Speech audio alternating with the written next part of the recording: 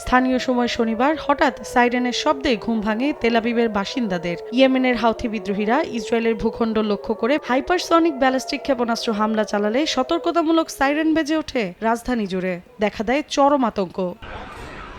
ইয়েমেনের হাউথি বিদ্রোহীদের ক্ষেপণাস্ত্র হামলা ঠেকাতে ব্যর্থ ইসরায়েলের অত্যাধুনিক আকাশ প্রতিরক্ষা ব্যবস্থা আয়রন ডোম ব্যর্থ হয়েছে বলে স্বীকার করেছে আইডিএফ। এ হামলায় ক্ষতিগ্রস্ত হয়েছে পার্ক ও আবাসিক ভবন, আহত হয়েছেন বেশ কয়েকজন। হামলার পরপর মোতায়েন করা হয় পুলিশ ও বোমা বিশেষজ্ঞের দল। নিরাপদে থাকার আহ্বান জানানো হয় বাসিন্দাদের।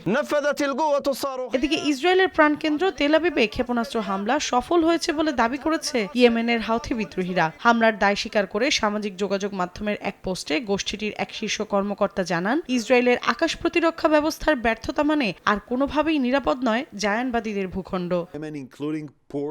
এর আগে ইয়েমেনের রাজধানী সানা ও বন্দর শহর হোদেইদা সহ বেশ কয়েকটি জায়গায় একযোগে বিমান হামলা চালায় ইসরায়েল। এতে হাউথি বিদ্রোহীদের সামরিক স্থাপনা গুঁড়িয়ে দেওয়ার দাবি করে তারা।